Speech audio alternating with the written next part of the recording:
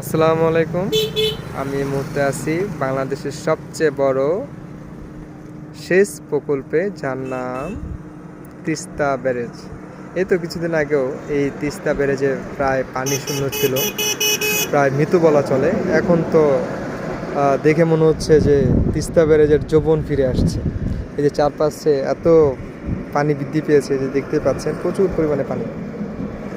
আর সেই সাথে বেড়েছে দর্শনার্থীর সংখ্যাও। তারা এখন প্রতিনিয়তই এই তিস্তা ব্যারেজে আসেন, দেখতে আসেন, ঘুরতে আসেন। এই যে বেলা বাড়ার সাথে সাথে যখন বিকেলটা চলে আসে, অনেক পর্যটকই এখানে আসে। দেখে ভালো লাগলো, যদি এরকম সারা বছরই থাকে পানি, তাহলে তো ভালোই হয়। এই যে দেখতে পাচ্ছেন, এই যে একটা মাছ ধরার নৌকা যাচ্ছে। এই যে স্পিড বোট, এখানে অনেক পর্যটকরা ঘুরছে মূলত। আসলে আমাদের নদীগুলো সবসময় এরকম থাকলে দেখেও কিন্তু ভালো লাগে, কারণ বাংলাদেশ নদীমাতৃক দেশ। সেই সাথে যদি নদীগুলোর সাথে ওরকম পানি থাকে আর যৌবনটাও থাকে এরকম, তাহলে দেখতেও ভালো লাগে।